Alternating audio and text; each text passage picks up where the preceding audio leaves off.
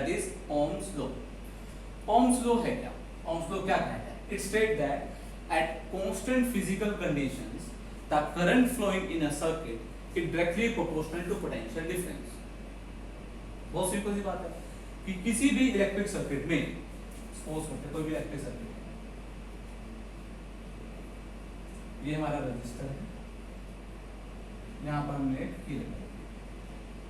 किसी भी एक इलेक्ट्रिक रजिस्टर में जो करंट फ्लो होगा that will be always directly proportional to potential difference. वो किसके प्रोपोर्शनल होगा? पोटेंशियल डिफरेंस के। मतलब सपोज करते हैं मैंने यहां पर 5 वोल्ट की बैटरी लगाई हुई थी। 5 वोल्ट की बैटरी की वजह से सपोज करते हैं 2 एम्पीयर करंट फ्लो हो रहा है इस सर्किट में। तो अगर मैं अब बैटरी को चेंज करके 10 वोल्ट की कर दूं, बड़ी बैटरी लगा दूं, तो क्या होगा? ऑफ कोर्स क्या होगा? करंट क्या हो जाएगा? इंक्रीज हो जाएगा, वो भी डबल हो जाएगा। यस और नो? तो ओम्स लॉ बिल्कुल सेम यही बात बोलता है। अगर फिजिकल कंडीशंस कांस्टेंट रहती है तो, अगर फिजिकल कंडीशन सेम रहती है तो the current through a conductor, एक कंडक्टर के थ्रू जो करंट होगा that is directly proportional to potential difference. वो पोटेंशियल डिफरेंस डायरेक्टली प्रोपोर्शनल होगा। ज्यादा पोटेंशियल डिफरेंस क्रिएट करेंगे तो करंट बढ़ जाएगा। Simple, that is Ohm's law. तो इसकी डेफिनेशन अच्छे से कर देना, बहुत इंपॉर्टेंट है।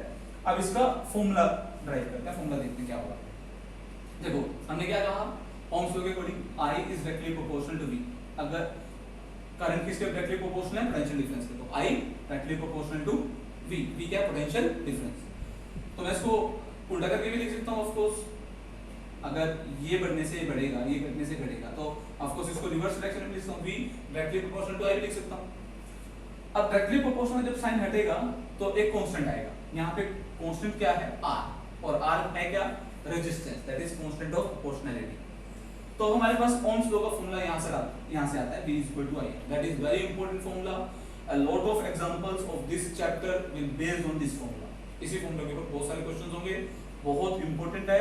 लगभग पूरे चैप्टर के न्यूमेरिकल्स में ये फॉर्मूला यूज होने वाला है। Very important formula. तो इस ये मेन फॉर्मूला तो ये, इसको ये कई और तरीके से भी होता है। जैसे अगर हमें I फाइंड आउट करना है, I will be equal to V divide by R, तो V डिवाइड बाय R हो जाएगा। और सिमिलरली अगर मुझे R फाइंड आउट करना है, R वो किसके इक्वल हो जाएगा? V divide by I multiply करके डिवाइड में होगा तो R क्या होगा? V divide by I।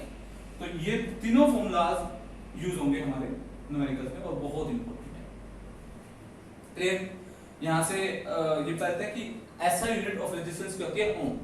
ऐसा यूनिट ऑफ रेजिस्टेंस इज ओम, क्योंकि ओम ने ओम्स लॉ दिया था, उसी के ऑनर पर इसकी यूनिट क्या रखी गई? ओम रखी गई। ये इसका सिंबल है।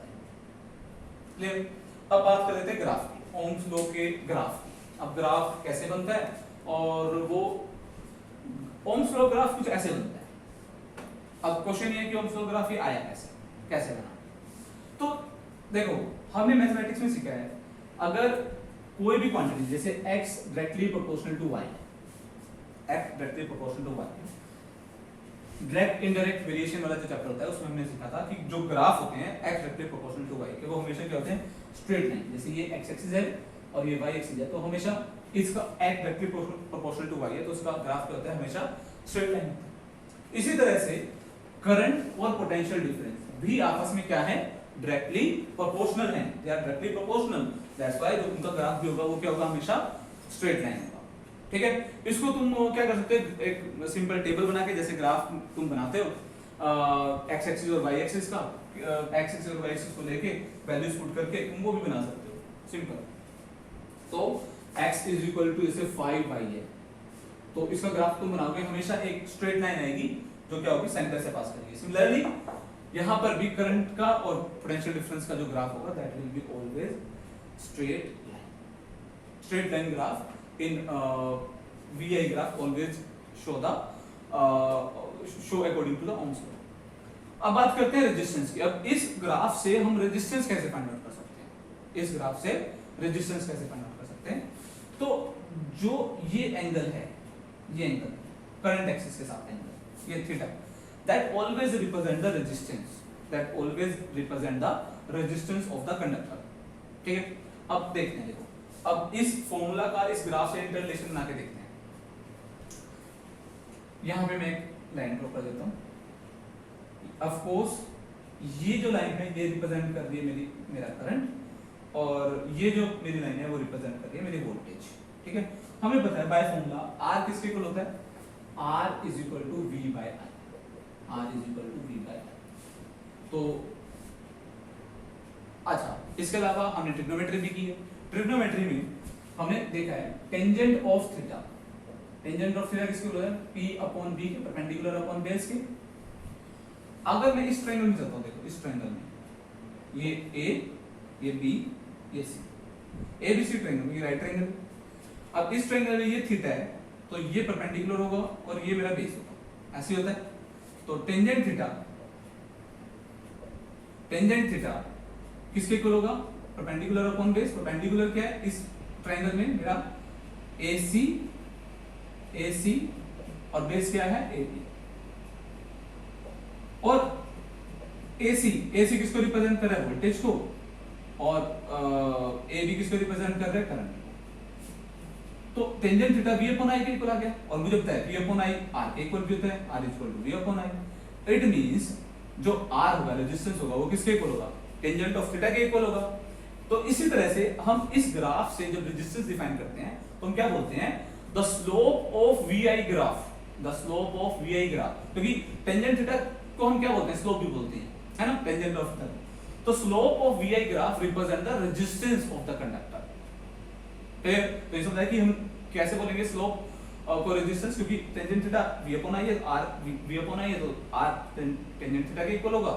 तो टेंजेंट थीटा होता है स्लोप ऑफ द ग्राफ, तो इसलिए हम रेजिस्टेंस को कैसे डिफाइन करते हैं ग्राफ से, it is the slope of VI graph. और डायरेक्टली अगर हम थीटा से डिनोट करना चाहे तो एक सिंपल सा मेथड मैं हमेशा स्टूडेंट्स को बताता हूं कि हमेशा एक एंगल बना लो करंट एक्सिस के साथ, दैट रिप्रेजेंट द रेजिस्टेंस।